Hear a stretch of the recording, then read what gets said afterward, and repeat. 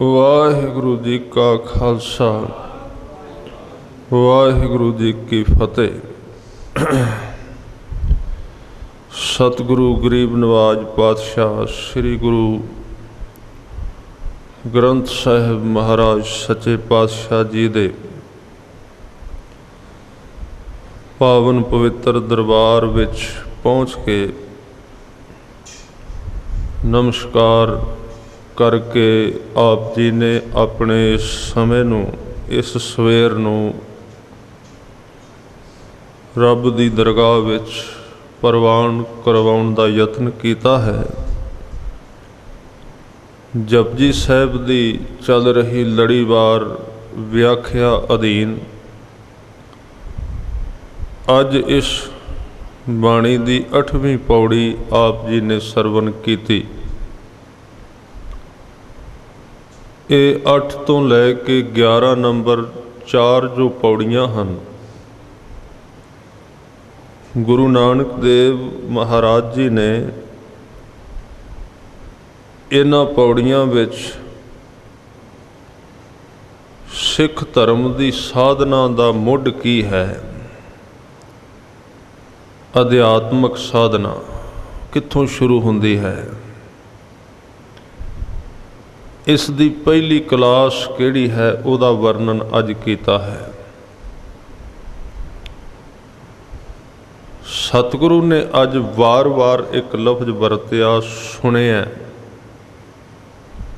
ਸੁਣਨ ਨਾਲ ਕਿੰਨਾ ਕੁਝ ਮਿਲ ਜਾਂਦਾ ਹੈ, ਜਿਹਦੇ ਬਾਰੇ ਸੁਣਨ ਵਾਲੇ ਨੂੰ ਜਾਣ ਲੈਣਾ ਬੜਾ ਜ਼ਰੂਰੀ ਹੈ ਤਾਂ ਕਿ ਉਹ ਚੰਗੀ ਤਰ੍ਹਾਂ ਸੁਣੇ। ਕਿਉਂਕਿ ਜਿਸ ਕੰਮ ਵਿੱਚ ਕੋਈ ਸਿੱਟਾ ਨਾ ਨਿਕਲਦਾ ਦਿਸੇ, ਕੁਦਰਤੀ ਤੌਰ 'ਤੇ ਆਦਮੀ ਉਹਨੂੰ ਕਰਨ ਵਾਸਤੇ ਪੂਰੀ ਰੁਚੀ ਅਖਤਿਆਰ ਨਹੀਂ ਕਰਦਾ। ਜਿਹਦੇ ਵਿੱਚੋਂ ਇਹ ਨਾ ਦਿਸੇ ਕਿ ਮੈਨੂੰ ਕੁਝ ਮਿਲੇਗਾ, ਕੋਈ ਪ੍ਰਾਪਤੀ ਹੋਵੇਗੀ, ਕੋਈ ਜੀਵਨ ਤਬਦੀਲ ਹੋਵੇਗਾ, ਉਹਨੂੰ ਕੁਦਰਤੀ ਹੈ ਕਿ ਬੰਦੇ ਦਾ ਮਨ ਕਰੀ ਵੀ ਜਾਏ, ਉਹਦੇ ਮਨ ਦਾ ਜਿਹੜੀ ਰੁਚੀ ਹੈ, ਇੰਟਰਸਟ ਹੈ, ਉਹਦੇ ਵਿੱਚ ਪੂਰੀ ਤਰ੍ਹਾਂ ਨਹੀਂ ਜਾਗਦਾ। ਅਤੇ ਜਿੰਨਾ ਚਿਰ ਮਨ ਵਿੱਚ ਰੁਚੀ ਨਹੀਂ ਜਾਗਦੀ, ਉਸ ਸਾਧਨਾ ਨੂੰ ਕਰਨ ਦੇ ਪੂਰੇ ਲਾਭ ਪ੍ਰਾਪਤ ਨਹੀਂ ਹੁੰਦੇ। ਜਿੰਨਾ ਚਿਰ ਉਹਦੇ ਵਿੱਚ ਰੁਚੀ ਨਾ ਜਾਗੇ, ਚਾਅ ਨਾ ਬਣੇ, ਮਨ ਪੂਰਾ ਤੁਰੇਗਾ ਨਹੀਂ। ਅਤੇ ਕੱਲ੍ਹ ਦੇ ਵਿਸ਼ੇ ਵਿੱਚ ਆਪਾਂ ਵਿਚਾਰਿਆ ਸੀ ਕਿ ਮਨ ਪੂਰਾ 100% ਜਿੰਨਾ ਚਿਰ ਨਹੀਂ ਤੁਰਦਾ, ਉਨਾ ਚਿਰ ਪ੍ਰਾਪਤੀ ਨਹੀਂ ਹੁੰਦੀ, ਕੋਈ ਰਾਹ ਨਹੀਂ ਖੁੱਲ੍ਹਦਾ। ਤਾਂ ਸਤਿਗੁਰੂ ਨੇ ਅੱਜ ਜੋ 4 ਪੌੜੀਆਂ ਸੁਣਨ ਦੀਆਂ ਕਹੀਆਂ ਨੇ, ਉਹਦੇ ਵਿੱਚ ਇਹ ਹੈ ਕਿ ਸਿੱਖੀ ਕਮਾਉਣ ਵਾਲੇ ਨੂੰ ਸੁਣਨ ਦੀਆਂ ਬਰਕਤਾਂ ਦੀ ਸਮਝ ਆ ਜਾਏ, ਸੁਣਨ ਨਾਲ ਮੈਨੂੰ ਕੀ ਕੀ ਮਿਲ ਸਕਦਾ। ਇਹ ਬੜੀ ਵੱਡੀ ਸਾਧਨਾ ਹੈ। ਸਾਰੇ ਧਰਮਾਂ ਨੇ ਆਪਣੀਆਂ ਆਪਣੀਆਂ ਸਾਧਨਾਵਾਂ ਦਿੱਤੀਆਂ ਨੇ। ਯੋਗ ਵਾਲਿਆਂ ਨੇ ਸਮਾਧੀਆਂ ਦੀ ਗੱਲ ਕੀਤੀ ਹੈ, ਪੂਜਾ ਕਰਨ ਵਾਲਿਆਂ ਨੇ ਕਈ ਤਰ੍ਹਾਂ ਦੀ ਪੂਜਾ ਦੱਸੀ ਹੈ ਵੀ ਇਸ ਤਰ੍ਹਾਂ ਆਦਮੀ ਦਾ ਮਨ ਜੁੜ ਸਕਦਾ ਹੈ। ਕਈਆਂ ਨੇ ਕਿਹਾ ਤੀਰਥਾਂ 'ਤੇ ਜਾਓ, ਕਈਆਂ ਨੇ ਕਿਹਾ ਧਰਤੀ 'ਤੇ ਭਰਮਣ ਕਰੋ, ਕਈਆਂ ਨੇ ਦੱਸਿਆ ਜੰਗਲ ਵਿੱਚ ਨਿਵਾਸ ਕਰ ਲਓ, ਕਈਆਂ ਨੇ ਕਿਹਾ ਤੀਰਥ ਦੇ ਕਿਨਾਰੇ 'ਤੇ ਨਦੀ ਕੋਲ ਰਹੋ। ਇਹ ਸਾਰੀਆਂ ਸਾਧਨਾਵਾਂ ਸਨ। ਗੁਰੂ ਨਾਨਕ ਸਾਹਿਬ ਨੇ ਸਾਨੂੰ ਕਿਹੜੀ ਸਾਧਨਾ ਦਿੱਤੀ ਹੈ, ਸਾਨੂੰ ਪਤਾ ਹੋਣਾ ਚਾਹੀਦਾ। ਸਿੱਖ ਅਖਵਾਉਣਾ ਕਾਫੀ ਨਹੀਂ, ਇਹ ਖਿਆਲ ਰੱਖਣਾ ਚਾਹੀਦਾ। ਸਿੱਖ ਨਾਮ ਧਰਾ ਲੈਣਾ ਕਾਫੀ ਨਹੀਂ ਹੈ, ਜਾਂ ਇਉਂ ਕਹੀਏ ਕਿ ਆਪਣੇ ਆਇਡੈਂਟੀ ਕਾਰਡ ਦੇ ਉੱਤੇ ਸਿੱਖ ਲਫ਼ਜ਼ ਕਹਿ ਲਿਖਵਾ ਲੈਣਾ, ਇਹ ਬਹੁਤਾ ਕਾਫੀ ਨਹੀਂ। ਸਿੱਖੀ ਦਾ ਮਤਲਬ ਹੈ ਸਿੱਖੀ ਨੂੰ ਸਮਝਣਾ ਅਤੇ ਉਹਨੂੰ ਹੰਢਾ ਕੇ ਵੇਖਣਾ ਕਿ ਇਹਦੇ ਵਿੱਚ ਕੀ ਹੈ। ਤਾਂ ਸਾਨੂੰ ਇਹ ਜਾਣ ਲੈਣਾ ਚਾਹੀਦਾ ਸਿੱਖ ਦੀ ਯਾਤਰਾ ਸਿੱਖੀ ਵੱਲ ਕਿੱਥੋਂ ਸ਼ੁਰੂ ਹੁੰਦੀ ਹੈ। ਵੈਸੇ ਤਾਂ ਬਾਣੀ ਹੈ ਜਪ, ਇਹਦਾ ਮੁੱਢ 'ਤੇ ਸ਼ੁਰੂ ਹੁੰਦਾ ਜਪ ਤੋਂ, ਜਪਣ ਤੋਂ ਸ਼ੁਰੂ ਹੁੰਦਾ ਹੈ। जिस शरीरधारी सिख दे जीवन विच कोई जप नहीं, वो जपदा नहीं कुछ भी। वैसे कुछ भी का अर्थ सिख ने दो ही चीज़ां जपनियां, एक बाणी है, दूजा नाम। होर कोई जाप है ही नहीं सिੱਖੀ ਵਿੱਚ। ਤਾਂ ਇਹ ਨਿਸ਼ਾਨੀ ਪਹਿਲੀ ਸਿੱਖ ਦੀ ਕਿ ਉਹ ਸਿੱਖ ਹੈ। ਉਹ ਕਿਹੜੀ ਨਿਸ਼ਾਨੀ ਹੈ ਕਿ ਇਹ ਜਪਦਾ ਹੈ, ਬਾਣੀ ਜਪਦਾ ਹੈ ਜਾਂ ਨਾਮ ਜਪਦਾ ਹੈ। ਕਿੰਨਾ ਜਪਦਾ ਹੈ ਇਹ ਇਹਦੀ ਆਪਣੀ ਮਰਜ਼ੀ ਹੈ। ਥੋੜਾ ਵੀ ਜਪ ਸਕਦਾ ਹੈ। ਗੁਰੂ ਗ੍ਰੰਥ ਸਾਹਿਬ ਨੇ एक 6 मिनट तो लैके 24 घंटिया तक की गल की है कि जिथे तू चलना उत्थे ही चल, पहला कोई मजबूरी नहीं लाई। धन गुरु ग्रंथ साहब ने बड़ी छूट दी आदमी नूं। ये एक ऐसे सतगुरु ने जिहड़े सिख ते सख्ती भी बड़ी करते हैं ते नरमाई भी बड़ी है। दोवें गल्लां ने। नरमाई क्योंकि पूरा गुरु वो है, पूरा वैद वो है जिहड़ा मरीज नूं वेख के उहदे शरीर की कैपेसिटी अनुसार, योग्यता अनुसार दवाई देंदा है। पूरा गुरु वो है, पूरा वैद वो है। तां ही कहा कि मेरा वैद गुरु गोबिंदा। गुरु ग्रंथ साहिब जी, गुरु नानक देव जी ऐसे वैद ने कि इत्थे कमज़ोर तो कमज़ोर मरीज भी एडमिट है, दाखिल किया जाता है, जिहदे पल्ले कख नहीं रहा, बिल्कुल गया गुजरिया हो गया, मन खिलरिया पिया है, विकारां विच डिग्गिया पिया है, कोई चंगा काम नहीं किया, गुरु दे हुक्म ते भी नहीं चलिया, कोई नहीं जीवन दे विच उच्चा जीवन है ही नहीं, जवाब नहीं दिता उसनूं। उन्होंने भी क्या आ जा, ਉਹਦੇ वास्ते थोड़ी दवाई रखी, सहजे सहजे ਉਹਦੇ अंदर टिकाई जाएगी। उस वास्ते क्या कि एक घड़ी आधी घड़ी आधी हूँ ते आद, ये 6 मिनट बनते हैं। एक घड़ी 24 मिनट दी, अद्धी घड़ी 12 मिनट दी, अद्धी तो अद्धी 6 मिनट। धन गुरु ग्रंथ साहिब जी ने कहा कि सिखा तेरे विच कोई भी योग्यता नहीं, तो मैं तेनू एक गल कहना, तू 24 घंटिया 6 घंटे ते रब दा नाम जरूर लिया कर। फिर जदों 6 घंटे वाहेगुरू 6 मिनट जरूर लिया कर नाम, तो तू 6 मिनट लएगा, तो जदों तू 6 मिनट तुर पियो तो गुरु तेरी बांह फड़ लेगा। अगे फिर काम गुरु दा। भाई गुरदास जी कहते ने सिख एक कदम गुरु वाल तुर के आवे ते बाकी काम फिर गुरु दा आपे लै जांदा है। चरण शरण गुर एक पैंडा जाए चल, सतगुर कोट पैंडा आगे होए लेत हैं। ये सिख दा काम है एक कदम। ये गल जरूर याद रखना, गुरु ने अगों 100 कदम जां 1000 जां करोड़ तां जाना है, जे सिख ने एक कदम चुक्या तां, उहदे तो पहला नहीं है। ये जिम्मेवारी सिख तो शुरू होनी है, गुरु तो नहीं। सतगुरु ने क्या एक कदम तेरी जिम्मेवारी है, बाकी लैके आना काम मेरा है। फिर तेनू कोई फिक्र नहीं, कोई चिंता नहीं, मैं आपे जपावांगा, आपे तेनू डिगण तो भी बचा लवांगा। हाँ, ये ना फिर सोची कि मैं कर लिया तो हुण मैं आपे तुरांगा। सिख दा मतलब ही ये,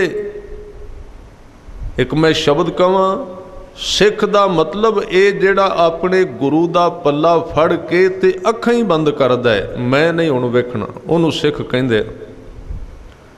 पहलां वेखे अखां नाल, जिन्ना चिर गुरु दा पल्ला नहीं मिलदा, पहलां अकल दी वरतों करे, पहलां सोच समझ दी वरतों कर सकदा है। पर उदण तक जिदण तक पल्ला नहीं फड़िया, इस ते ओदे तो बाद फिर ओदा कोई ज्ञान नहीं होना चाहिए, नहीं तो ज्ञान ओदे पल्ले नूं फिर छुड़ा देगा। ज्ञान दा काम पल्ला फड़न तक है, ओदे तो बाद नहीं। तां ही धन गुरु रामदास सच्चे पातशाह जी ने बचन कीते कि हम अंधले अंध बिखै बिख राते, क्यों चालें गुर चाली। सतगुर दया करे सुख दाता, हम लावै ਆਪਣ ਪਾਲੀ, ਪਾਲੀ ਦਾ ਮਤਲਬ ਪੱਲਾ ਹੈ, ਕਿਸੇ ਦਾ ਲੜ ਫੜ ਲੈਣ। ਗੁਰੂ ਨੇ ਦਇਆ ਕਰਕੇ ਪੱਲਾ ਫੜਾ ਦਿੱਤਾ। ਫਿਰ ਸਿੱਖ ਕੀ ਕਵੇ? ਫਿਰ ਇਹ ਅਰਦਾਸ ਕਰਦਾ ਰਹੇ ਕਿ ਹਮ ਅੰਧਲੇ, ਮੈਂ ਅੰਨਾ ਹਾਂ, ਮੈਨੂੰ ਨਹੀਂ ਦਿਸਦਾ, ਮੈਂ ਆਪਣੀ ਅੱਖ ਹੀ ਨਹੀਂ ਖੋਲਣੀ, ਮੈਂ ਤੇ ਤੇਰੇ ਪਿੱਛੇ ਤੁਰਨਾ, ਜਿੱਧਰ ਲੈ ਕੇ ਜਾਣਾ ਲੈ ਕੇ ਚਲਾ ਜਾ, ਮੇਰੀ ਕੋਈ ਚਿੰਤਾ ਨਹੀਂ, ਮੇਰਾ ਕੋਈ ਫਿਕਰ ਨਹੀਂ ਹੈ, ਮੇਰੇ ਕੋਲ ਤੇ ਅੰਨਾਪਣ ਹੈ। ਉਹਨੂੰ ਸਿੱਖ ਕਹਿੰਦੇ। ਉਹਨੂੰ ਕਹਿੰਦੇ ਜਿਹੜਾ ਗੁਰੂ ਦੇ ਸਹਾਰੇ ਤੇ ਜਿਉਂਦਾ ਹੈ, ਆਪਣੇ ਤੇ ਨਹੀਂ। ਉਹਨੇ ਆਪਣੇ ਗੁਰੂ ਦਾ ਸਹਾਰਾ ਅਖਤਿਆਰ ਕਰ ਲਿਆ। ਫਿਰ ਉਹਦਾ ਆਪਣਾ ਵੀ ਕੋਈ ਕੰਮ ਹੈ, ਉਹਦਾ ਸਿਰਫ ਇੱਕੋ ਕੰਮ ਹੈ ਕਿ ਉਹ ਅੰਦਰ ਇੱਕ ਸਬਰ, ਸਿਦਕ ਤੇ ਦ੍ਰਿੜਤਾ ਰੱਖੇ ਕਿ ਉਹਨੇ ਆਪਣੇ ਗੁਰੂ ਦਾ ਸਹਾਰਾ ਹੀ ਰੱਖਣਾ ਹੈ, ਨਾ ਆਪਣਾ ਸਹਾਰਾ ਰੱਖਣਾ, ਨਾ ਕਿਸੇ ਹੋਰ ਦਾ ਰੱਖਣਾ। ਤਾਂ ਜਿਹੜੀ ਬੇਨਤੀ ਕਰ ਰਿਹਾ, ਅੱਜ ਦੇ ਜਿਹੜੇ ਵਿਸ਼ੇਸ਼ ਲਫ਼ਜ਼ ਨੇ, ਸਿੱਖੀ ਦੀ ਆਰੰਭਤਾ ਜਪਣ ਤੋਂ ਹੁੰਦੀ ਹੈ। ਮੈਂ ਬੇਨਤੀ ਕੀਤੀ ਸੀ ਜਪਣ ਤੋਂ, ਸੁਣਨ ਤੋਂ, ਇਹ ਸਾਰੀਆਂ ਪਹਿਲੀਆਂ ਗੱਲਾਂ ਨੇ। ਤਾਂ ਧੰਨ ਗੁਰੂ ਗ੍ਰੰਥ ਸਾਹਿਬ ਜੀ ਨੇ ਕਿਹਾ ਵੀ ਤੈਨੂੰ ਛੋਟ ਹੈ, ਜੇ ਤੇਰੇ ਕੋਲ ਕੁਝ ਵੀ ਨਹੀਂ ਤੇ ਏਕ ਘੜੀ ਆਧੀ ਹੂੰ ਤੇ ਆਦ, 6 ਮਿੰਟ ਤੋਂ ਗੱਲ ਸ਼ੁਰੂ ਕਰ, ਫਿਰ ਕੰਮ ਮੇਰਾ ਹੈ।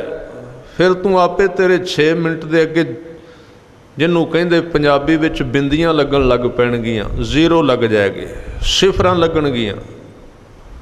ਹੋ ਸਕਦਾ ਤੇਰੇ ਇੱਕ ਛੀਕੇ ਦੇ ਅੱਗੇ ਗੁਰੂ ਇੱਕ ਦਿਨ ਤਰਸ ਵਿੱਚ ਆ ਜਾਏ ਤੇ 6 ਦੇ ਅੱਗੇ ਜ਼ੀਰੋ ਲੱਗ ਜਾਏ। ਜਿਹੜਾ ਤੂੰ 6 ਮਿੰਟ ਕਰਦਾ ਸੋ 60 ਮਿੰਟ ਵਿੱਚ ਤਬਦੀਲ ਹੋ ਜਾਏ।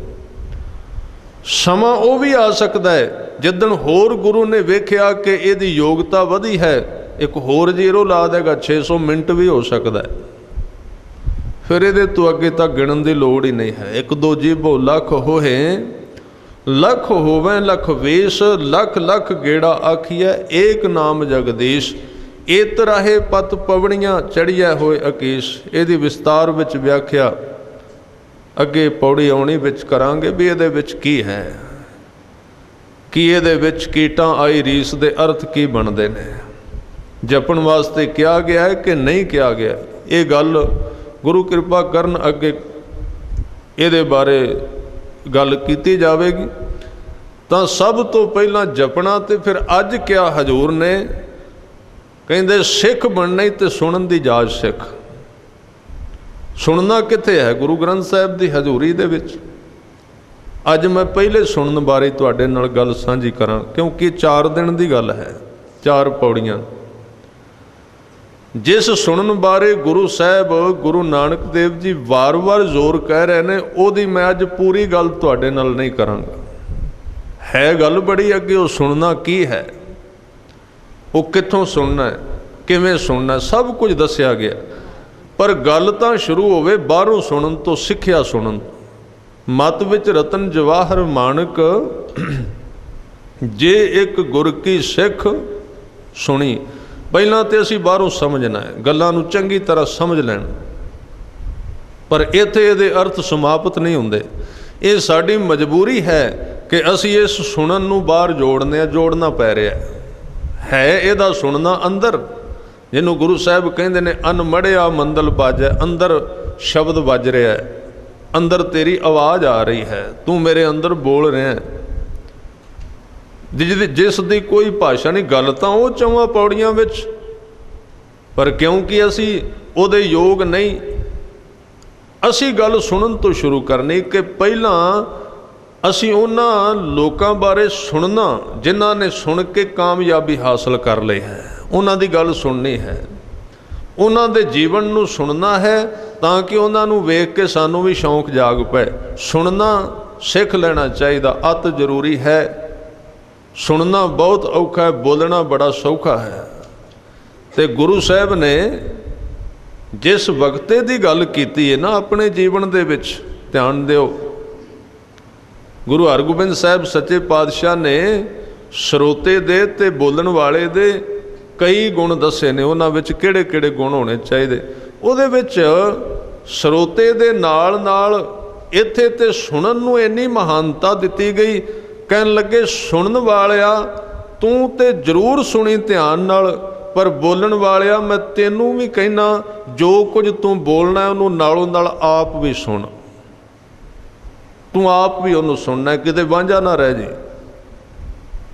तू आप उन्होंने सुन, तेनू अपने आप तेरे अंदर वो चेतना पैदा होएगी। तो सब तो पहला सुनना चाहिए, स्रोत उहदे अंदर पैदा होनी चाहिए। जे सुनदा नहीं ये आदत पक्केगी बहुत औखी, बड़ा समा लगेगा। मेरे तजर्बे विच ये आया है कि मैनू ये काम करदियां किन्ने साल हो गए। मेरे तजर्बे विच आया भी एक स्रोते नू जिस पद्धर ते सुनाउणा है ना, पद्धर जिहड़ी है वखरी वखरी है, जिस तल ते उहनूं समझाउणा है उहनूं तैयार करन वास्ते 1 साल लगदा है। वो 1 साल लगातार सुने तो फिर वो गल नूं समझण लगदा है, नहीं तो एवें पखे वेख के चला जाता है। फलाना पखा किहड़ी कंपनी का है, पर्दे बहुत वधिया लगे हुए ने, कैमरा लगा होया है, रुमाले किहड़े लगे सन, बस यही कहानी चलती रहिंदी। समा किन्ना हो गया, विच विच मन कहंदा भी चलो सुन लेना चाहिए, फिर मन फिर कहंदा ये तां रोज़ बहुत ने कथावाच, कोई गल नहीं। टीवी ते कथा बहुत आउंदी, कोई वड्डी गल नहीं। लिटरेचर बड़ा पिया होया, अखबार विच लेख आउंदे, किन्ने तर्क पैदा करदा है मन अंदरों। वो सुनने वास्ते तैयार नहीं हुंदा। पर एक गल याद रखो, इत्थे सिर्फ सुनन दी गल कीती गई, गुरु साहब ने किते नहीं कहा भी थोड़ी जी विचार भी कर। वो गल अगली है, सुनी जाना है सिर्फ जिहड़ी आवाज़ आ रही है। जिद्दण बंदे दी पूरी कामयाबी हुंदी है ना, तो इस राह ही हुंदी है भी वो आवाज़ नूं सुने सिर्फ, उत्थे सोचण दी लोड़ भी नहीं पैंदी। समझना तो पहला पहला निकल जाता है भी गल्लां नूं समझ लेना। हुण जिहड़ा नाम जपना है उहदे अर्थ की करोगे? नाम जपण दा मतलब कोई विचार थोड़ी करनी है, वो तो सिर्फ धुन में ध्यान। धुन दा मतलब आवाज़ है, साउंड है। धुन में ध्यान जिहड़ी तुहाडी आवाज़ आ रही है, भावें अपनी भावें बाहरों आ रही है, उहदे विच ध्यान लाउणा है, सिर्फ उहनूं सुनना कहंदे। सिख लेना चाहिए इस तां सुन के ही पाया सिखां ने, जिन्हां ने गुरु बारे सुनिया उन्हां नूं शौक जाग पिया। एक शब्द आउंदा है गुरु अर्जन देव जी दा, उहदे विच एक अत सीधे सादे भगत दा नाम आउंदा है, जिन्हों ना पढ़ना आउंदा सी, ना उन्होंने पता सी तीर्थ किन्ने ने इस धरती ते। हल वाउण वाला बंदा, जट आदमी जिमीदार, मझां चारनियां मझां चोणियां, घाह वड्डना, फसल बीज देनी वड्ड लैनी। उन्होंने ये भी नहीं सी पता भी आ परले पासे पिंड किहड़ा है। इन्ना सीधा आदमी इस रस्ते दे उत्ते। वैसे अज ना इस समय दे विच जे कोई बंदा रब दे संबंध विच कामयाब हो जाए, बड़ी मुश्किल है, बहुत औखा है। क्यों? अज दे आदमी दे दिमाग विच जानकारी इन्नी भर दिती गई कि वो परमात्मा दे राह ते तुर ही नहीं सकदा, क्योंकि उत्थे जिहड़ा नॉलेज लैस, जानकारी तो खाली दिमाग चाहिए है। जे रब नूं सुनना है ना, जे गुरु नूं सुनना है, जां ते इन्ना आदमी इहदे विच प्रौढ़ हो जाए, पक्का हो जाए कि उहदे कोल जानकारी होवे अंदर, पर जदों उहने गुरु दी जां रब दी गल सुननी है, जानकारी नूं विचों कढ के साइड ते रखदा है। फिर ते गलत नहीं, जानकारी ज्ञान चंगा है। पर जे आम बंदे विच ज्ञान भर दोगे ना, वो नहीं सुन सकेगा गुरु की गल। सच जाणो अखंड पाठ करा लेगा, वो गुरु की गल नहीं सुनेगा। ये होर चीज़ है, ये गल वखरी है, सुनना होर चीज़ है। तो एक भगत का जिक्र आया गुरु ग्रंथ साहिब जी के अंदर, बिल्कुल ही सीधा सी, कुछ नहीं सी उसनूं आउंदा, गावां चारनियां, बिल्कुल भोला भाला। जे उन्होंने कोई ये कह दिंदा भी वो सामने जिहड़ा एक अंब दा रुख है, परमात्मा उहदे उत्ते बैठा है, तो उधर ही चला जाता खोजण वास्ते, उहदे उत्ते चढ़ जाता वेखण वास्ते। इन्ना सीधा सी। और बख्शिश ऐसे लोगों ते हुंदी इस घर दे विच जिहड़े इन्ने बिल्कुल सरल हुंदे ने। ਉਹ ਜਲਦੀ ਕਾਮਯਾਬ ਹੋ ਜਾਂਦੇ ਨੇ। ਆਮ ਆਦਮੀ ਦੇ ਤੇ ਗਰਦਨ ਵਿੱਚੋਂ ਹੰਕਾਰ ਦਾ ਕਿੱਲਾ ਹੀ ਨਹੀਂ ਨਿਕਲਦਾ, ਉਹ ਝੁਕਦੀ ਨਹੀਂ ਹੈ। ਕਿੱਥੇ ਮਿਲੇਗਾ, ਕੀ ਪ੍ਰਾਪਤੀ ਹੋਵੇਗੀ? ਤਾਂ ਧੰਨਾ ਬਿਲਕੁਲ ਸਿੱਧਾ ਸੀ, ਸਰਲ ਸੀ ਬਿਲਕੁਲ। ਜਿੱਧਰ ਕਿਸੇ ਨੇ ਕਹਿਣਾ ਉੱਧਰ ਹੀ ਚਲੇ ਜਾਣਾ, ਉੱਧਰ ਹੀ ਤੁਰ ਪੈਣਾ। ਤਾਂ ਉਹਨਾਂ ਨੂੰ ਪ੍ਰਾਪਤੀ ਕਿਵੇਂ ਹੋਈ? ਇੱਕ ਬੜਾ ਪਿਆਰਾ ਸ਼ਬਦ ਮੈਂ ਆਪ ਜੀ ਨਾਲ ਸਾਂਝਾ ਕਰਾਂਗਾ। ਗੁਰੂ ਅਰਜਨ ਦੇਵ ਸੱਚੇ ਪਾਤਸ਼ਾਹ ਜੀ ਕਹਿੰਦੇ ਨੇ ਕਿ ਭਗਤ ਧੰਨੇ ਦਾ ਬਹਿਣ ਖਲੋਣ ਸੀ ਸਾਧੂਆਂ ਦੇ ਨਾਲ, ਜਿਹੜੇ ਉੱਥੋਂ ਲੰਘਦੇ ਰਹਿੰਦੇ ਭਗਤ ਜਨ ਉਹਦੇ ਘਰ ਆਉਂਦੇ ਸਨ, ਸੇਵਾ ਕਰਦਾ ਸੀ। ਦੁੱਧ ਉਹਦੇ ਘਰ ਹੁੰਦਾ ਸੀ, ਉਹਨੇ ਦੁੱਧ ਛਕਾ ਦੇਣਾ, ਦੁੱਧ ਪਿਆਉਣਾ, ਰਾਤ ਨੂੰ ਕਈਆਂ ਰਹਿ ਵੀ ਜਾਣਾ। ਕਿੱਥੋਂ ਸ਼ੁਰੂ ਹੋਈ ਉਹਦੀ ਗੱਲ ਤੇ ਕਾਮਯਾਬ ਕਿਵੇਂ ਹੋ ਗਿਆ? ਅੱਜ ਗੁਰੂ ਗ੍ਰੰਥ ਸਾਹਿਬ ਜੀ ਦੇ ਵਿੱਚ ਸ਼ਬਦ ਆਏ ਭਗਤ ਧੰਨਾ ਜੀ ਦੇ, ਕਿਵੇਂ ਬਣਿਆ ਉਹ, ਕਿਹੜਾ ਤਰੀਕਾ ਸੀ? ਤਾਂ ਉਹਦੀ ਆਰੰਭਤਾ ਹੋਈ ਸਾਧ ਸੰਗਤ ਤੋਂ। ਇੱਥੋਂ ਆਰੰਭਤਾ ਹੋਈ ਜਿੱਥੇ ਤੁਸੀਂ ਬੈਠੇ ਹੋਏ ਹੋ।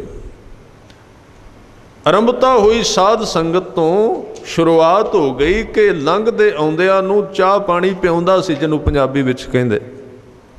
ਜਿਹਨੇ ਆ ਜਾਣਾ ਰਾਤ ਉਹਨੂੰ ਪ੍ਰਸ਼ਾਦਾ ਛਕਾ ਦੇਣਾ, ਜੋ ਕੁਝ ਘਰ ਵਿੱਚ ਦੁੱਧ ਪਾਣੀ ਪਿਆ ਦੇਣਾ। ਤੇ ਲੰਘਦੇ ਆਉਂਦੇ ਜਿਹੜੇ ਸਾਧੂ ਜਾਂ ਗੁਰਮੁਖ ਹੁੰਦੇ ਸਨ ਉਹਦੇ ਕੋਲ ਆਉਂਦੇ ਸਨ। ਰਾਤ ਨੂੰ ਉਹਨਾਂ ਨੇ ਬੈਠ ਜਾਣਾ, ਜਿਹੜੇ 5-4 ਜਣੇ ਆਉਣੇ। ਜਦੋਂ ਉਹਨਾਂ ਨੇ ਬਹਿਣਾ ਤੇ ਗੱਲ ਚੱਲਣੀ ਭਗਤੀ ਦੀ, ਗੱਲ ਇਹ ਚੱਲਣੀ ਕੋਈ ਕਾਮਯਾਬ ਹੋਇਆ। ਇੱਕ ਨੇ ਕਹਿਣਾ ਹਾਂ ਮੈਂ ਇੱਕ ਤੁਹਾਨੂੰ ਗੱਲ ਸੁਣਾਉਣਾ, ਇੱਕ ਆਦਮੀ ਕਾਮਯਾਬ ਹੋ ਗਿਆ। ਕਿਹੜਾ? ਨਾਮਦੇਵ ਹੋ ਗਿਆ ਕਾਮਯਾਬ ਭਗਤੀ ਵਿੱਚ, ਉਹਦੀ ਗੱਲ ਚੱਲ ਪੈਣੀ। ਦੂਸਰੇ ਨੇ ਪੁੱਛਣਾ ਕਿਵੇਂ ਹੋਇਆ ਕਾਮਯਾਬ? ਤੇ ਪਹਿਲੇ ਨੇ ਦੱਸਣਾ ਵੀ ਉਹਨੇ ਗੋਬਿੰਦ ਨੂੰ ਜਪਿਆ ਤੇ ਮਨ ਨੂੰ ਲੀਨ ਕਰ ਦਿੱਤਾ ਹੈ। ਧੰਨੇ ਨੇ ਕੋਲ ਬਹਿ ਜਾਣਾ, ਕੰਮ ਨਿਬੇੜ ਕੇ ਸਾਰਾ। ਪਿੱਛੇ ਬਹਿੰਦਾ ਸੀ, ਜਿਵੇਂ ਆਮ ਆਦਮੀ ਚਲੋ ਕੀ ਗੱਲਾਂ ਕਰ ਰਹੇ ਨੇ, ਜਿਵੇਂ 4 ਬੰਦੇ ਗੱਲਾਂ ਕਰਦੇ ਹੋਣ ਤੇ 5ਵਾਂ ਪਿੱਛੇ ਬੈਠ ਕੇ, ਪਿੱਛੇ ਜੀ ਬੈਠ ਕੇ ਸੁਣਦਾ ਹੋਵੇ। ਇਸ ਤਰ੍ਹਾਂ ਧੰਨਾ ਸੁਣਦਾ ਰਹਿੰਦਾ ਉਹਨਾਂ ਦੀਆਂ ਗੱਲਾਂ ਨੂੰ। ਉਹ ਆਪਸ ਵਿੱਚ ਕਹਿੰਦੇ, ਇੱਕ ਕਹਿੰਦਾ ਕਿ ਗੋਬਿੰਦ ਗੋਬਿੰਦ ਗੋਬਿੰਦ ਸੰਗ ਨਾਮਦੇਵ ਮਨ ਲੀਣਾ, ਨਾਮਦੇਵ ਨੂੰ ਪ੍ਰਾਪਤੀ ਹੋ ਗਈ। ਇੱਕ ਨੇ ਕਹਾਣੀ ਸੁਣਾਉਣੀ ਬੈਠ ਕੇ ਰਾਤ ਦੇ ਹਨੇਰੇ ਵਿੱਚ, ਬਸ ਕੋਈ ਨਹੀਂ ਸੀ ਜਾਗਦਾ, ਤਾਰੇ ਚੜ੍ਹੇ ਹੋਣੇ ਉਸ ਮਾਹੌਲ ਵਿੱਚ, ਸ਼ਾਂਤੀ ਵਿੱਚ। ਤਾਂ ਇੱਕ ਨੇ ਪੁੱਛ ਲੈਣਾ ਵੀ ਨਾਮਦੇਵ ਨੂੰ ਮਿਲਿਆ ਕੀ ਉਹਦੇ ਵਿੱਚੋਂ? ਤੇ ਚੌਥੇ ਨੇ ਦੱਸ ਦੇਣਾ ਕਿ ਆੜ ਨਾਮ ਕੋ ਛੀਪਰੋ ਹੋਇਓ ਲਖੇਣਾ। ਇੱਕ ਨੇ ਕਹਿ ਦੇਣਾ ਵੀ ਉਹਨੂੰ ਲੋਕ ਕੌਡੀ ਦਾ ਜਲਾਇਆ ਕਹਿੰਦੇ ਸਨ। ਆੜ ਨਾਮ ਉਹਨੂੰ ਕਹਿੰਦੇ ਸਨ, ਇਹਦਾ ਕੋਈ ਮੁੱਲ ਨਹੀਂ। ਨਾਮਦੇਵ ਵੀ ਕੋਈ ਹੈ, ਬਰਾਦਰੀ ਵਿੱਚ ਨਹੀਂ ਆਉਂਦਾ, ਸਮਾਗਮਾਂ ਵਿੱਚ ਨਹੀਂ ਆਉਂਦਾ, ਧਾਰਮਿਕ ਕਾਰਜਾਂ ਵਿੱਚ ਉਹਦਾ ਕੋਈ ਨਾਂ ਨਹੀਂ। ਇਸ ਤਰ੍ਹਾਂ ਸੀ ਨਾਮਦੇਵ। ਦੁਨੀਆ ਦੇ ਲੋਕ ਇਹ ਸਮਝਦੇ ਵੀ ਸੁਰਖੀਆਂ ਵਿੱਚ ਜਿਹੜਾ ਬੰਦਾ ਰਹਿੰਦਾ ਉਹ ਹੀ ਵੱਡਾ ਹੈ। ਇੱਥੇ ਗੁਰੂ ਸਾਹਿਬ ਨੇ ਕੱਲ੍ਹ ਇਹਦਾ ਫੈਸਲਾ ਕਰ ਦਿੱਤਾ ਸੀ, ਕਹਿਣ ਲੱਗੇ ਤੇਰੀ ਗਲਤ ਫਹਿਮੀ ਹੈ। ਤੇ ਅੱਜ ਦੇ ਤੇ ਧਾਰਮਿਕ ਸਮਾਗਮਾਂ ਵਿੱਚ ਵੀ ਜਿਹੜਾ ਬੰਦਾ ਫੇਮਸ ਹੈ, ਜ਼ਰੂਰੀ ਨਾ ਸਮਝਣਾ ਬਹੁਤਾ ਵੱਡਾ ਭਗਤ ਹੈ। ਕੋਈ ਜ਼ਰੂਰੀ ਨਹੀਂ ਹੈ, ਇਹ ਕੋਈ ਬਹੁਤਾ ਜ਼ਰੂਰੀ ਨਹੀਂ। ਨਾਮਦੇਵ ਨਹੀਂ ਸੀ ਫੇਮਸ ਬਹੁਤਾ, ਸਾਧਨ ਹੀ ਕੋਈ ਨਹੀਂ ਸਨ।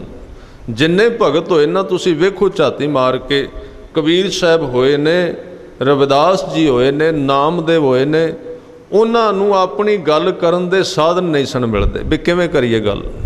ਕਰਦੇ ਜ਼ਰੂਰ ਸਨ, ਕਿਉਂਕਿ ਸਾਧਨ ਜਿਹੜੇ ਨੇ ਸਾਰੇ ਹੀ ਦੂਸਰੇ ਲੋਕਾਂ ਕੋਲ ਸਨ। ਜਿਨ੍ਹਾਂ ਕੋਲ ਧਰਮ ਕੋਈ ਨਹੀਂ ਸੀ, ਉਹਨਾਂ ਕੋਲ ਸਾਧਨ ਸਨ। ਉਹ ਕਹਿ ਸਕਦੇ ਸਨ, ਬੋਲ ਸਕਦੇ ਸਨ, ਮਾਇਆ ਵੀ ਹੈ ਸੀ, ਤਾਕਤ ਵੀ ਹੈ ਸੀ। ਵੱਡੇ ਵੱਡੇ ਬ੍ਰਾਹਮਣ ਉੱਥੇ ਕਾਸ਼ੀ ਵਿੱਚ ਰਹਿੰਦੇ ਸਨ, ਪੂੰਜੀ ਦਾ ਅੰਤ ਕੋਈ ਨਹੀਂ ਸੀ।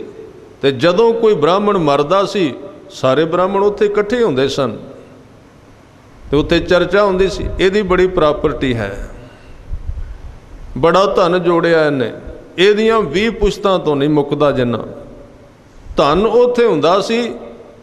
ਧਰਮ ਕਿਸੇ ਕੁੱਲੀ ਵਿੱਚ ਹੁੰਦਾ ਸੀ, ਉਹਨੂੰ ਥਾਂ ਬੜੀ ਘੱਟ ਮਿਲੀ ਹੈ ਦੁਨੀਆ ਵਿੱਚ। ਅਸੀਂ ਧਰਮ ਨੂੰ ਇਸ ਧਰਤੀ ਤੇ ਬੜੀ ਘੱਟ ਥਾਂ ਦਿੱਤੀ ਹੈ। ਜਿੱਥੇ ਜਿੱਥੇ ਵੀ ਧਰਮ ਪੈਦਾ ਹੋਇਆ ਨਾ, ਅੱਜ ਅਸੀਂ ਠੀਕ ਹੈ ਕਿ ਉਹਨਾਂ ਨੂੰ ਯਾਦ ਕਰ ਲਵਾਂਗੇ, तो मैनू तो कई बार ये मखौल जिहा भी लगता है भी जिदण रविदास है सी विचारे सारा दिन जुत्तियां गंढदे सन, अज उन्हां दी तस्वीर उच्ची करके असीं ला दिंदे। जिथे रविदास हुंदा है उत्थे नहीं उहनूं समझदा कोई। जिथे भगत पैदा हुंदा है ना, जदों वो शरीरधारी हुंदा है, उत्थे नहीं उहनूं लोकी समझदे, नेड़े नहीं आउंदे। कोई बिरला ही जान लएगा भी इत्थे है कुछ, नहीं तो कोई नहीं उहदे नेड़े आउंदा। बाद विच उहदे वड्डे वड्डे महल बना देणगे, वड्डे वड्डे अस्थान बना देणगे जी, ये उहदा गुरुद्वारा है, ये फलाणे भगत दा है। वो सज्जणों जिदण होया सी उहदी छन भी टुटी हुई सी, वो भी चौंदी रहिंदी सी। संसार दी ये बदकिस्मती है कि जिथे भगत पैदा हुंदा है उहनूं वो नहीं वेखदा। वो 2, 4, 500 साल बाद उहदा वड्डा सारा अस्थान बनाएगा, उत्थे वड्डी सारी गोलक रखेगा, गोलक भरेगा तो गिनेगा। पर जिथे भगती होवेगी उहदे वास्ते कोई तैयार नहीं है, ये दी बदकिस्मत। पर जिथे भगती होवेगी उहदे वास्ते कोई तैयार नहीं है, ये दी बदकिस्मती है। वर्तमान भगत नूं संसार मनण वास्ते तैयार नहीं, जिहड़ा हुणे ही है। साडी भी ये बदकिस्मती है। इत्थों असीं गल करिए ना कोई भी, तो जिहड़ी गल कीती जा रही है हर एक ये सबूत मंगदा है, किताब दसो किहड़ी है। तां ही बोलण वालियां नूं किताबां दे हवाले देने पैंदे, बहुत लंबे लंबे, किहड़ी किताब है, कित्थों आई ये गल, वो राइटर किहड़ा सी। जे तां उहदे पिछे 2, 4 अगे डॉक्टर पिछे प्रोफैसर ला के कहा भी ये किताब उन्हां दी है, इन्ने पढ़े सन, ये गल कही उन्होंने, असीं सिर घुमा देंगे जी, बहुत वड्डी गल, ठीक है बिल्कुल। पर जे गुरु ग्रंथ साहिब जी दी बाणी दियां तुकां दी सीधी कर दित्ती व्याख्या, फिर कहणगे हवाला दिओ किथे है। ये कमी संसार दी है। वर्तमान समय तो संसार सदा ही वांझा रहा है, उन्हें कदी पहचानी ही नहीं है, कदी वेखी ही नहीं है। उहदे कोलों दी रब कई बारी निकल गया, उन्हें नहीं वेख्या।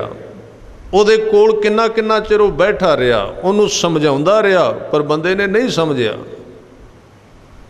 बस बाद में समझेगा 100 साल, फिर चढ़ाएगा वड्डे वड्डे फुल्लां दे हार, वड्डे वड्डे कढ़ेगा उहदे नगर कीर्तन।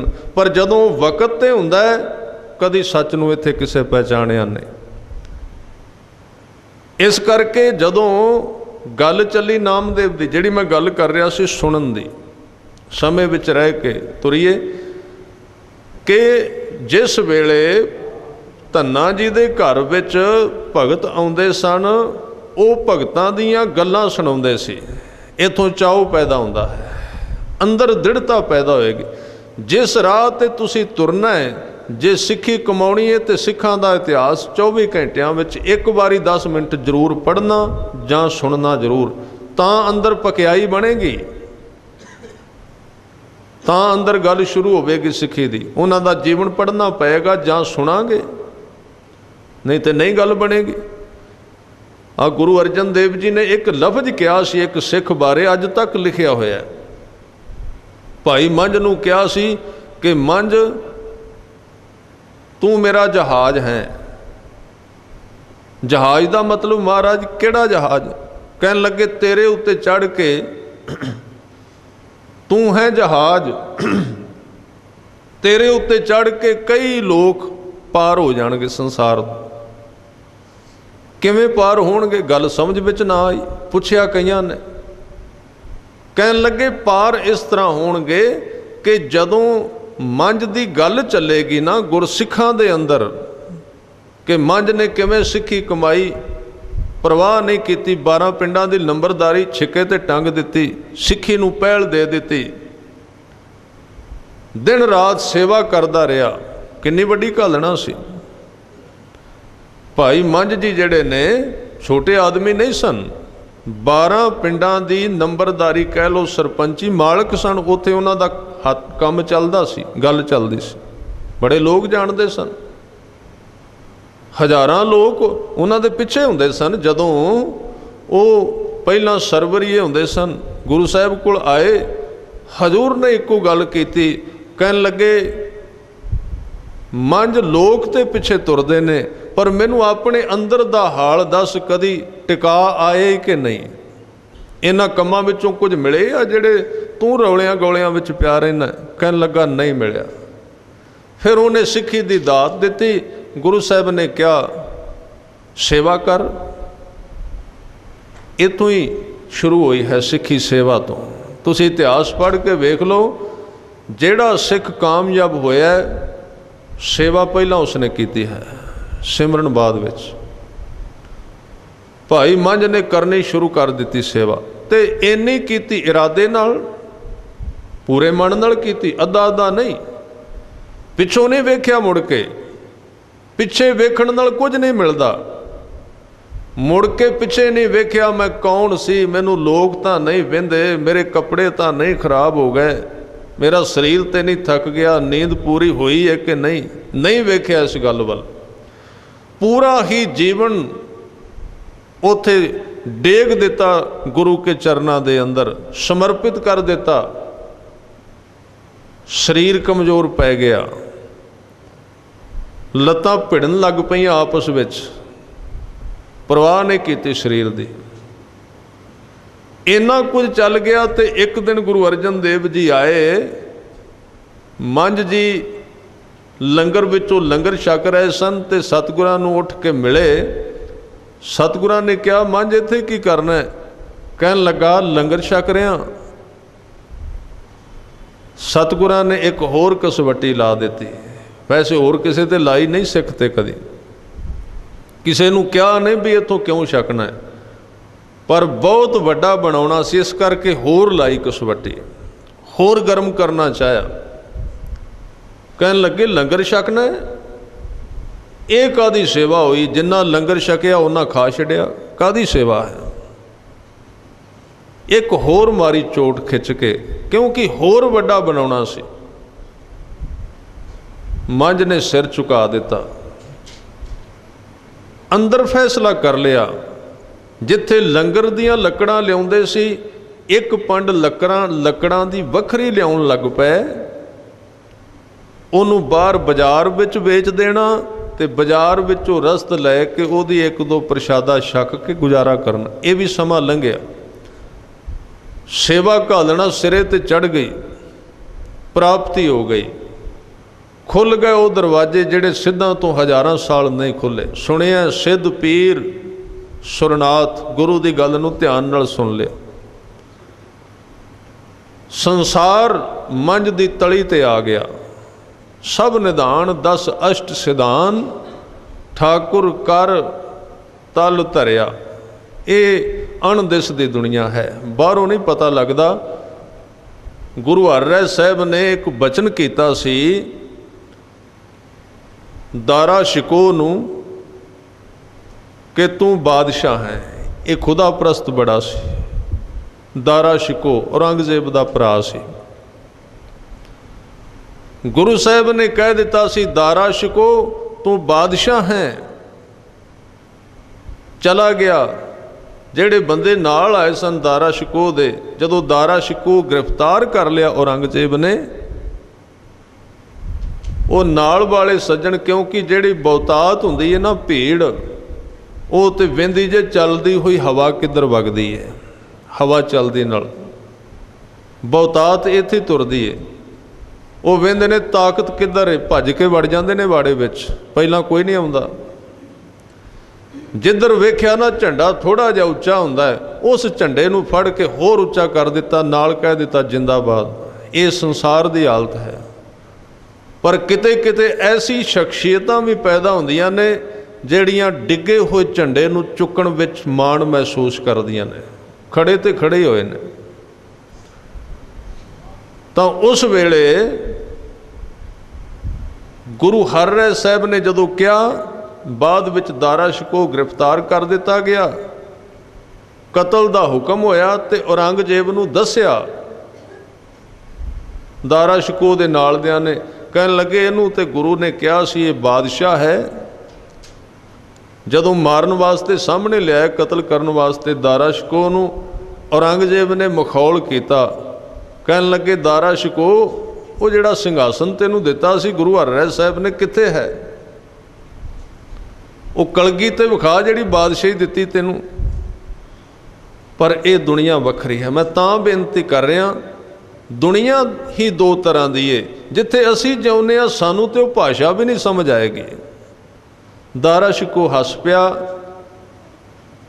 ਕਹਿਣ ਲੱਗੇ ਔਰੰਗਜ਼ੇਬ ਮੇਰੇ ਤੇ ਸਿਰ ਤੇ ਕਲਗੀ ਲੱਗੀ ਹੋਈ ਏ, ਤੂੰ ਆਪਣੀਆਂ ਅੱਖਾਂ ਠੀਕ ਕਰਵਾ ਲੈ, ਤੈਨੂੰ ਦਿਸਦੀ ਕੋਈ ਨਹੀਂ ਪਈ।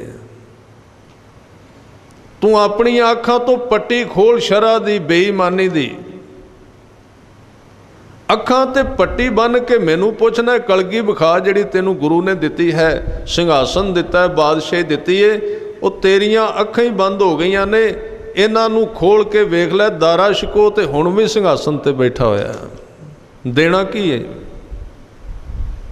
ਧਾਰਮਿਕ ਬੰਦੇ ਦੀ ਬਾਦਸ਼ਾਹੀ ਆਪਣੀ ਹੈ, ਉਹਦੀ ਦੁਨੀਆ ਆਪਣੀ। ਬਾਹਰੋਂ ਨਹੀਂ ਮਿਣਿਆ ਜਾ ਸਕਦਾ ਕਿ ਉਹਦੇ ਕੱਪੜੇ ਕਿਵੇਂ ਦੇ ਨੇ, ਉਹਦਾ ਮਕਾਨ ਕਿਵੇਂ ਦਾ ਹੈ, ਉਹ ਕਿਵੇਂ ਰਹਿੰਦਾ, ਉਹ ਖਾਂਦਾ ਕੀ ਹੈ। ਇਹ ਮਿਣਨਾ, ਕਿਉਂਕਿ ਇੱਥੋਂ ਵਾਲਾ ਫੀਤਾ ਉਸ ਦੁਨੀਆ ਵਿੱਚ ਜਾਂਦਾ ਹੀ ਨਹੀਂ।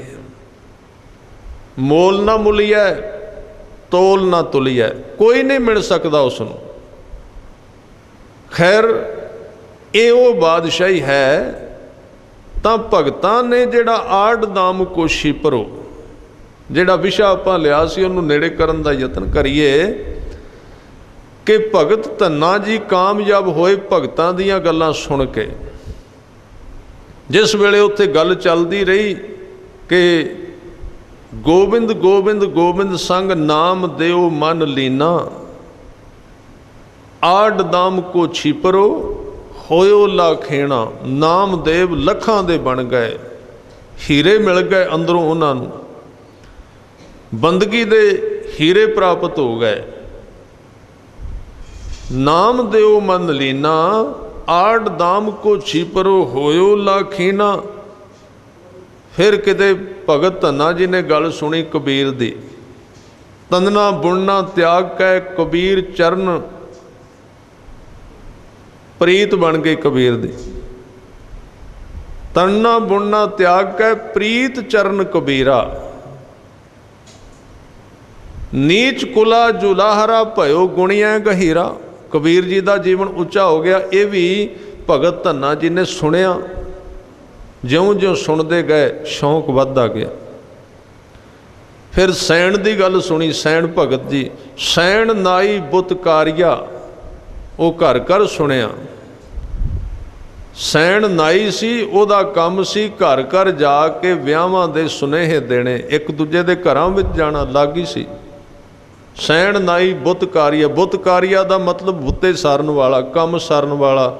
ਜਿਹਦਾ ਕੋਈ ਕੰਮ ਹੁੰਦਾ ਸੀ ਉਹ ਸੈਣ ਨੂੰ ਬੁਲਾ ਲੈਂਦਾ ਸੀ ਵੀ ਆਹ ਥੋੜ੍ਹਾ ਜਿਹਾ ਕੰਮ ਹੈ। ਸੈਣ ਨਾਈ ਬੁੱਤਕਾਰੀਆ, ਉਹ ਘਰ ਘਰ ਸੁਣਿਆ। ਹਿਰਦੈ ਵਸਿਆ ਪਾਰ ਬ੍ਰਹਮ ਭਗਤਾਂ ਮੈਂ ਗਣਿਆ। ਇਹ ਵੀ ਜਿਹੜੀ ਗੱਲ ਸੀ, ਜਿਹੜੀ ਕਹਾਣੀ ਸੀ, ਸਾਖੀ ਸੀ, ਧੰਨੇ ਨੇ ਭਗਤਾਂ ਤੋਂ ਸੁਣੀ ਜਿਨ੍ਹਾਂ ਦੇ ਕੋਲ ਬਹਿੰਦਾ ਸੀ। ਸ਼ੌਂਕ ਹੋਰ ਵੱਧ ਗਿਆ। ਰਵਿਦਾਸ ਢੋਵੰਤਾ ਢੋਰ ਨੀਤ ਤਿਨ ਤਿਆਗੀ ਮਾਇਆ, ਇਹ ਵੀ ਸੁਣਿਆ ਧੰਨੇ ਨੇ। ਰਵਿਦਾਸ ਢੋਵੰਤਾ ਢੋਰ, ਢੋਰ ਕਹਿੰਦੇ ਮਰੇ ਹੋਏ ਪਸ਼ੂ ਨੂੰ, ਮਰੇ ਹੋਏ ਪਸ਼ੂ ਢੋਂਦਾ ਸੀ। ਤਿੰਨ ਤਿਆਗੀ ਮਾਇਆ, ਉਹਨੇ ਮਾਇਆ ਨੂੰ ਤਿਆਗ ਦਿੱਤਾ। ਪ੍ਰਗਟ ਹੋਆ ਸਾਧ ਸੰਗ ਹਰ ਦਰਸ਼ਨ ਪਾਇਆ। ਇਹਨਾਂ ਚੌਹਾਂ ਭਗਤਾਂ ਦੀ ਗੱਲ ਜਦੋਂ ਸੁਣੀ, ਇਹ ਬਿਧ ਸੁਣ ਕੇ ਜਾਟਰੋ ਉਠ ਭਗਤੀ ਲਾਗਾ। ਇਹਨਾਂ ਚੌਹਾਂ ਦੀ ਗੱਲ ਸੁਣੀ ਤੇ ਅੰਦਰ ਸ਼ੌਂਕ ਜਾਗ ਪਿਆ ਕਿ ਵੇਖੋ ਕਿੰਨੀ ਵੱਡੀ ਇਹਨਾਂ ਨੂੰ ਪ੍ਰਾਪਤੀ ਹੋਈ, ਮੈਂ ਕਿਉਂ ਨਾ ਭਗਤੀ ਕਰਾਂ। ਭਗਤੀ ਨੂੰ ਮਿਸ਼ਨ ਸਮਝ ਕੇ ਬੰਦਾ ਨਹੀਂ ਕਰਦਾ। ਇਹਦੇ ਵਾਸਤੇ ਕੋਈ ਨਹੀਂ ਸਮਾਂ ਨਹੀਂ ਕੱਢਦਾ ਕੋਈ। ਵੇਖੋ ਸੰਸਾਰ ਲਈ ਕੱਢੇਗਾ, ਪ੍ਰਾਪਤੀ ਵੀ ਤਾਂ ਨਹੀਂ ਹੈ। ਜੇ ਬੰਦੇ ਨੇ 15 ਸਾਲ ਸੰਸਾਰ ਦੀ ਸਟੱਡੀ ਤੇ ਲਾਣੇ ਨੇ, ਜੇ ਉਹਨੂੰ 1 ਸਾਲ ਰੱਬ ਵਾਸਤੇ ਲਾਣਾ ਪੈ ਜਾਏ, ਉਹ ਕਹੇਗਾ ਤੇ ਨਿਕੰਮਾ ਕੰਮ ਹੈ। ਕੀ ਕਰੀਏ, ਇਹਦਾ ਕਰਨਾ ਵੀ ਕੀ ਹੈ ਇਸ ਥਾਂ ਤੇ। ਉਹਦਾ ਕੋਈ ਪ੍ਰਯੋਜਨ ਨਹੀਂ, ਸਮਾਂ ਨਹੀਂ ਦਿੰਦਾ ਆਦਮੀ। ਤੇ ਜਿਹੜੇ ਜਿਹੜੇ ਕਾਮਯਾਬ ਹੋਏ ਨੇ, ਜਿਨ੍ਹਾਂ ਨੇ ਸਮਾਂ ਦਿੱਤਾ ਤੇ ਕਾਮਯਾਬ ਹੋਏ, ਵੈਸੇ ਨਹੀਂ। ਇਸ ਲਈ ਅਸੀਂ ਕਹਿੰਦੇ ਹਾਂ ਸਮਾਜ ਦਾ ਸੁਧਾਰ ਨਹੀਂ ਹੁੰਦਾ, समाज का सुधार उस दिन होवेगा जिस दिन एक बच्चा जन्म लैंदा है। जे उन्होंने 20 साल संसार की एजुकेशन देनी है, विद्या देनी है, तो 10 साल रब की विद्या मिलेगी, नाल संसार ठीक हो जाएगा। उस दिन होवेगा। पहला इस तरह है सी, जिन्हों सतयुग कहते हैं ना, जां की है, वो किवें सी? उदों विद्या ही आश्रम विच मिलदी सी। आश्रम का मतलब कि बंदे नूं जिवें 4 घंटे का पीरियड हुंदा सी समा, ते 4 घंटे विचों 2 घंटे पहला धर्म की गल सिखाई जाती सी। धर्म की है, 2 घंटे धर्म बारे सिखाया जाता सी, 2 घंटे संसार बारे बराबर मिक्स कर दिता जाता सी। हुण असीं कहने आ जी साडे जीवन का सुधार नहीं हुंदा, साडी ये समस्या है। किवें असीं धार्मिक बणीए? हुण जी समझाओ तुसीं, सिर ते रखो हथ। सिर ते हथ की रखना है? अजे बच्चे ने जन्म लिया है तो अजे दुध पींदा है, तो स्कूल विच तां एडमिशन उस विच करवा दित्ती जिथे धर्म का एक किणका भी है नहीं। बस यही ख्वाहिश है कि ये वड्डे अहुदे ते किवें जाए, साडी यही ख्वाहिश रहिंदी। वड्डे अहुदे ते चाहीदा ते है सी वो भी, पर जिन्ना चिर इस धरती दे उत्ते अद्धा अद्धा हिस्सा ना किया जाएगा विद्या का, अद्धा हिस्सा धर्म नूं ना सिखाया जाए, अद्धा संसार की विद्या दी जाए, आपे संसार का सुधार हो जाएगा। ये सुधार दे कोई चांस ही नहीं। 25 साल ते विच ठोक दिता संसार नूं, हुण परत के उस तुसीं कहंदे हो भी परत के बंदा धार्मिक बनेगा, किवें हो जाएगा? तां ही ते बनदा नहीं, तां ही ते हुंदा कुछ नहीं। तां जिस वेले संसार की जानकारी इहदे मन विच पैणी है, ठीक उस वेले आरंभता विच धर्म की साधना इहदे जीवन विच पैणी चाहिदी, ते स्कूल तो नहीं, उहदे जन्म तो भी पहला।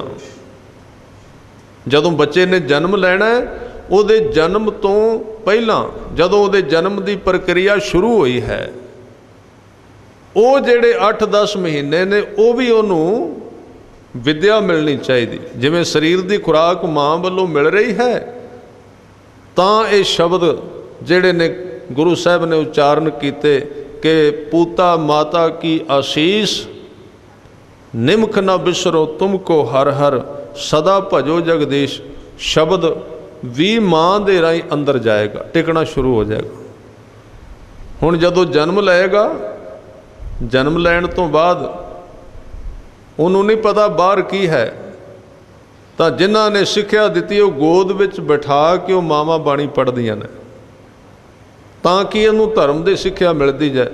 जदों इस तरह हर एक बच्चे नूं इस ढंग दे नाल जवानी तक लैके आया जाएगा, धर्म सिखाउणा थोड़ी पएगा,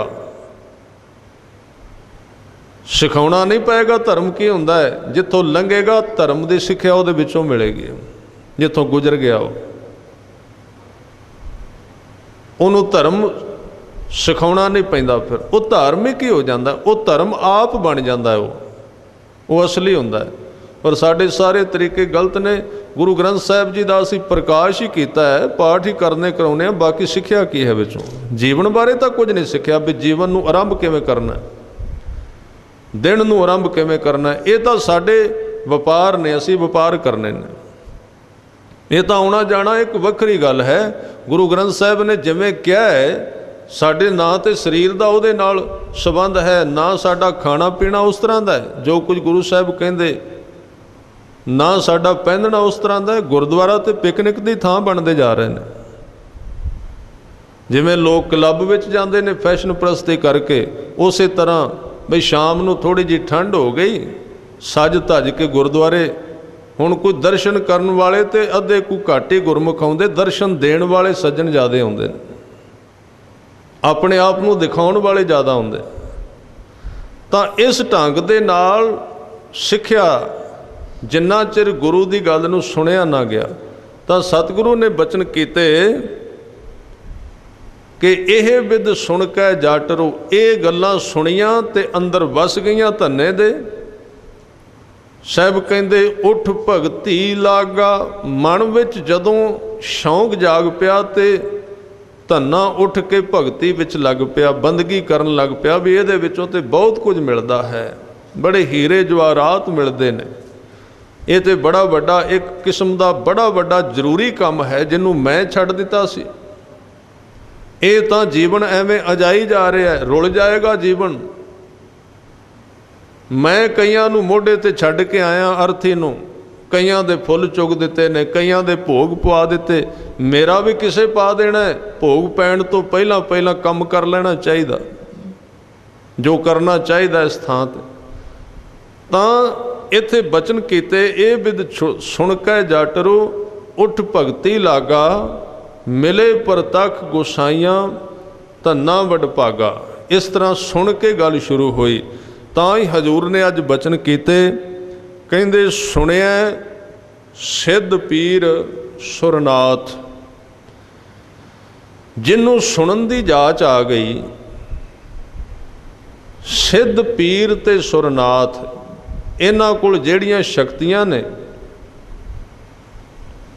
ਉਹ ਮਨੁੱਖ ਉਹਨਾਂ ਸ਼ਕਤੀਆਂ ਦਾ ਜਾਣਕਾਰ ਹੋ ਗਿਆ। ਜਿਹੜੀਆਂ ਸਿੱਧਾਂ ਕੋਲ ਸ਼ਕਤੀਆਂ ਨੇ, ਪੀਰ ਤੇ ਸੁਰਨਾਥ ਦੇਵਤੇ ਤੇ ਨਾਥਾਂ ਕੋਲ ਜਿਹੜੀਆਂ ਤਾਕਤਾਂ ਨੇ, ਜੇ ਕੋਈ ਸੁਣਨਾ ਸਿੱਖ ਲਵੇ ਤਾਕਤਾਂ ਉਹਦੇ ਕੋਲ ਆ ਜਾਂਦੀਆਂ। ਸੁਣਿਆ ਧਰਤ, ਸੁਣਨ ਦੇ ਨਾਲ ਧਰਤੀ ਦੀ ਜਾਣਕਾਰੀ ਪ੍ਰਾਪਤ ਹੋ ਜਾਂਦੀ ਹੈ। ਇਸ ਧਰਤੀ ਦੇ ਵਿੱਚ ਕੀ ਹੈ, ਇਹਦੇ ਉੱਪਰ ਤੁਰਨ ਵਾਲੇ ਜੀਵ ਜੰਤ ਕੀ ਕਰ ਰਹੇ ਨੇ, ਉਹਨਾਂ ਦੇ ਹਾਲਾਤ ਕੀ, ਇਹਦਾ ਵੀ ਗਿਆਨ ਸੁਣਨ ਨਾਲ ਮਿਲ ਜਾਂਦਾ ਹੈ। ਧਵਲ, ਧਵਲ ਦੇ ਅਰਥ ਬਲਦ ਕੀਤੇ ਨੇ ਕਈਆਂ ਵੀ, ਇਹ ਜਿਹੜੇ ਬਲਦ ਨੇ ਧਰਤੀ ਚੁੱਕੀ ਹੋਈ ਆਪਣੇ ਸਿੰਘਾਂ ਤੋਂ। ਪਰ ਗੁਰੂ ਗ੍ਰੰਥ ਸਾਹਿਬ ਵਿੱਚ ਧਵਲ ਦੇ ਅਰਥ ਨੇ ਧਰਮ। ਸੁਣਨ ਦੇ ਨਾਲ ਧਰਮ ਦੀ ਸਮਝ ਆ ਜਾਂਦੀ ਕਿ ਧਰਮ ਕਿਸ ਨੂੰ ਕਹਿੰਦੇ ਨੇ। ਆਕਾਸ਼, ਆਕਾਸ਼ ਤੱਤ ਦੇ ਗੁਣ ਕਿਹੜੇ ਨੇ, ਨਾਮ ਸੁਣਨ ਨਾਲ ਪਤਾ ਲੱਗ ਜਾਂਦਾ। ਵਿਸ਼ੇ ਬਹੁਤ ਲੰਮੇ ਨੇ, ਅੱਗੇ ਯਤਨ ਕਰਾਂਗੇ। ਆਕਾਸ਼ੀ ਪ੍ਰਕਿਰਿਆ ਜਿਹੜੀ ਹੈ, ਜਿਹਦੇ ਨਾਲ ਆ ਸਾਰਾ ਸਿਸਟਮ ਚੱਲਦਾ, ਤੁਹਾਡਾ ਮੋਬਾਈਲ ਆ ਦੇਖ, ਜਿੰਨਾ ਵੀ ਆ ਤੱਤ ਹੈ ਨਾ ਆਕਾਸ਼, ਇਹਦੇ ਨਾਲ ਹੀ ਸਾਰਾ ਕੁਝ ਚੱਲ ਰਿਹਾ। ਜਿਹੜਾ ਅਣਦਿਸਦਾ ਚੱਲਦਾ ਹੈ ਨਾ, ਇਹਦੀ ਵੀ ਉਹਨਾਂ ਨੂੰ ਸਮਝ ਆ ਜਾਂਦੀ ਜਿਹੜੇ ਸੁਣਨ ਵਿੱਚ ਸਮਰੱਥ ਹੋ ਜਾਂਦੇ। ਆਕਾਸ਼ ਦੀ ਸਮਝ ਆ ਜਾਂਦੀ ਕਿ ਆਕਾਸ਼ ਤੱਤ ਕੀ ਹੈ, ਆਕਾਸ਼ ਦੇ ਰਾਹੀਂ ਕੀ ਕੀ ਚੱਲ ਰਿਹਾ ਹੈ, ਕਿੰਨਾ ਸੂਖਸ਼ਮ ਹੈ ਆਕਾਸ਼ ਜਿਹੜਾ ਹੈ। ਆ ਜਿੰਨਾ ਮੀਡੀਆ, ਜਿੰਨਾ ਸਿਸਟਮ ਚੱਲਦਾ ਹੈ, ਇਹ ਸਾਰਾ ਆਕਾਸ਼ ਤੱਤ ਰਾਹੀਂ ਚੱਲ ਰਿਹਾ ਹੈ। ਇਹਦੀ ਵੀ ਸਮਝ ਜਿਹੜੇ ਨਾਮ ਨੂੰ ਸੁਣਦੇ ਉਹਨਾਂ ਨੂੰ ਆ ਜਾਂਦੀ। ਸੁਣਿਆ ਦੀਪ, ਦੀਪ ਕਹਿੰਦੇ ਨੇ ਉਹ ਧਰਤੀ ਦੇ ਟੁਕੜੇ ਜਿਨ੍ਹਾਂ ਦੇ ਆਲੇ ਦੁਆਲੇ ਪਾਣੀ ਹੋਵੇ, ਉਹ ਕਿਵੇਂ ਟਿਕੇ ਹੋਏ ਨੇ ਔਰ ਉੱਥੇ ਕੀ ਹੈ, ਇਹਦੀ ਵੀ ਸਮਝ ਸੁਣਨ ਦੁਆਰਾ ਆ ਜਾਂਦੀ। ਲੋ, ਲੋ ਦਾ ਅਰਥ ਹੈ ਧਰਤੀਆਂ। ਕਈ ਤਰ੍ਹਾਂ ਦੀਆਂ ਧਰਤੀਆਂ, ਪਤਾਲ ਤੇ ਬੜੇ ਤਰ੍ਹਾਂ ਦੇ ਪਤਾਲ ਤੇ ਧਰਤੀਆਂ ਦਾ ਗਿਆਨ ਸੁਣਨ ਦੁਆਰਾ ਹੋ ਜਾਂਦਾ ਹੈ। ਫਿਰ ਸਾਹਿਬ ਕਹਿੰਦੇ ਸੁਣਿਆ ਪੋਹ ਨਾ ਸਕੈ ਕਾਲ। ਕਾਲ ਕਹਿੰਦੇ ਨੇ ਸਮੇਂ ਨੂੰ, ਮੌਤ ਨੂੰ। ਜਿਹੜਾ ਵਿਅਕਤੀ ਸ਼ਬਦ ਨੂੰ ਸੁਣਨ ਦੇ ਸਮਰੱਥ ਹੋ ਜਾਂਦਾ ਹੈ, ਉਹ ਕਾਲ ਤੋਂ ਪਾਰ ਚਲਾ ਜਾਂਦਾ ਹੈ। ਮੌਤ ਦਾ ਡਰ ਉਹਦੇ ਤੋਂ ਲੈ ਜਾਂਦਾ ਹੈ। ਮੌਤ ਉੱਥੇ ਪਹੁੰਚ ਨਹੀਂ ਸਕਦੀ। ਪੋਹ ਨਾ ਸਕਣ ਦਾ ਮਤਲਬ ਖਹਿ ਜਾਣਾ, ਟੱਚ ਕਰਨਾ। ਮੌਤ ਉਹਨੂੰ ਟੱਚ ਨਹੀਂ ਕਰ ਸਕਦੀ। ਉਹ ਐਸੀ ਦੁਨੀਆ ਵਿੱਚ ਚਲਾ ਜਾਂਦਾ ਜਿੱਥੇ ਮੌਤ ਦਾ ਨਿਯਮ ਨਹੀਂ ਚੱਲਦਾ, ਲਾਗੂ ਨਹੀਂ ਹੁੰਦਾ ਉਹਦੇ ਤੇ। ਜਿਵੇਂ ਇਹ ਦੇਸ਼ ਹੈ ਨਾ, ਇਸ ਦੇਸ਼ ਦੇ ਨਿਯਮ ਇੱਥੇ ਨੇ। ਇੱਥੇ ਨਿਯਮ ਜਿਹੜੇ ਨੇ, ਜੇ ਕੋਈ ਬੰਦਾ ਇਸ ਦੇਸ਼ ਨੂੰ ਛੱਡ ਕੇ ਦੂਸਰੇ ਵਿੱਚ ਚਲਾ ਜਾਏ ਤੇ ਇੱਥੋਂ ਵਾਲੇ ਨਿਯਮ ਉਸ ਥਾਂ ਤੇ ਲਾਗੂ ਨਹੀਂ ਹੋਣਗੇ, ਇਹਨਾਂ ਤੋਂ ਬਰੀ ਹੋ ਜਾਏਗਾ। ਉੱਥੇ ਇਹ ਨਿਯਮ ਲਾਗੂ ਨਹੀਂ ਹੁੰਦੇ। ਜਿਹੜਾ ਸ਼ਬਦ ਵਿੱਚ ਜੁੜ ਜਾਂਦਾ, ਉਹਨੂੰ ਸੁਣ ਲੈਂਦਾ ਹੈ, ਉਹ ਇਸ ਭੌਤਿਕ ਸਰੀਰ ਤੋਂ ਪਾਰ ਚਲਾ ਜਾਂਦਾ ਸ਼ਬਦ ਦੀ ਦੁਨੀਆ ਵਿੱਚ। ਤੇ ਉਸ ਵਿਦੇਸ਼ ਵਿੱਚ, ਉਸ ਸ਼ਬਦ ਦੇ ਅੰਦਰ, ਉਸ ਸਿਸਟਮ ਦੇ ਅੰਦਰ ਮੌਤ ਦੀ ਕੋਈ ਪਹੁੰਚ ਨਹੀਂ। ਉਹ ਇਹਦੇ ਕਾਨੂੰਨ ਤੋਂ ਬਾਹਰ ਚਲਾ ਜਾਂਦਾ। ਸੁਣਿਆ ਪੋਹ ਨਾ ਸਕੈ ਕਾਲ। ਸਾਹਿਬ ਕਹਿੰਦੇ ਨਾਨਕ ਭਗਤਾਂ ਸਦਾ ਵਿਗਾਸ। ਇਸ ਤਰ੍ਹਾਂ ਦੇ ਜਿਹੜੇ ਭਗਤ ਨੇ, ਜਿਨ੍ਹਾਂ ਨੂੰ ਸੁਣਨ ਦੀ ਸਮਝ ਆ ਜਾਂਦੀ, ਕਲਾ ਆ ਜਾਂਦੀ, ਪਤਾ ਲੱਗ ਜਾਂਦਾ ਹੈ, ਉਹਨਾਂ ਨੂੰ ਸਦਾ ਵਿਗਾਸ ਦੇ ਅਰਥ ਨੇ ਆਤਮਿਕ ਖੁਸ਼ੀ। ਕੱਲੀ ਖੁਸ਼ੀ ਕਹੀਏ ਤਾਂ ਉਹ ਸਰੀਰ ਦੀ ਖੁਸ਼ੀ ਹੈ। ਜਿਵੇਂ ਕਿਸੇ ਨੂੰ ਗਰਮੀ ਲੱਗੇ ਠੰਡੀ ਹਵਾ ਮਿਲ ਜਾਏ ਉਹ ਖੁਸ਼ ਹੁੰਦਾ ਹੈ। ਇਹ ਇੱਕ ਖੁਸ਼ੀ ਹੈ, ਸਰੀਰ ਦੀ ਹੈ। ਜਾਂ ਭੁੱਖ ਹੈ, ਸਵਾਦ ਭੋਜਨ ਮਿਲ ਗਿਆ, ਉਹਨੂੰ ਕਹਾਂਗੇ ਵੀ ਥੋੜ੍ਹਾ ਜਿਹਾ ਚਿਰ ਖੁਸ਼, ਇਹ ਸਰੀਰ ਦੀ ਖੁਸ਼ੀ ਹੈ। ਪਰ ਵਿਕਾਸ ਦੇ ਅਰਥ ਨੇ ਆਂਤਰਿਕ, ਅੰਦਰਲਾ ਖੇੜਾ, ਜਿੱਥੇ ਸਰੀਰ ਦਾ ਸੰਬੰਧ ਨਹੀਂ। ਹਾਂ, ਸਰੀਰ ਵੀ ਉਹਦੇ ਤੋਂ ਪ੍ਰਭਾਵਿਤ ਹੁੰਦਾ ਹੈ, ਪਰ ਉਹ ਬੰਦੇ ਦੀ ਧੁਰ ਜੜ ਉਹਦੇ ਨਾਲ ਹਿੱਲ ਜਾਂਦੀ ਹੈ ਉਸ ਖੁਸ਼ੀ ਨਾਲ। ਉਹ ਲਹਿਰ ਬੰਦੇ ਨੂੰ ਅੰਦਰੋਂ ਇੱਕ ਵਾਰੀ ਰਿੜਕ ਦਿੰਦੀ ਹੈ, ਉਸ ਨੂੰ ਖੜਾ ਕਰ ਦਿੰਦੀ ਏ, ਉਹਦੇ ਸਰੀਰ 'ਤੇ ਵੀ ਉਹਦਾ ਪ੍ਰਭਾਵ। ਇਹਨੂੰ ਗੁਰੂ ਸਾਹਿਬ ਵਿਗਾਸ ਕਹਿੰਦੇ। ਨਾਨਕ ਭਗਤਾਂ ਸਦਾ ਵਿਗਾਸ, ਸੁਣਿਆ ਦੁੱਖ ਪਾਪ ਕਾ ਨਾਸ। ਐਸੇ ਨਾਮ ਨੂੰ ਸੁਣਨ ਨਾਲ ਦੁੱਖਾਂ ਦਾ ਤੇ ਪਾਪਾਂ ਦਾ ਨਾਸ ਹੁੰਦਾ ਹੈ। ਐਸਾ ਨਾਮ ਹੀ ਜੀਵਨ ਦੇ ਦੁੱਖਾਂ ਨੂੰ ਖਤਮ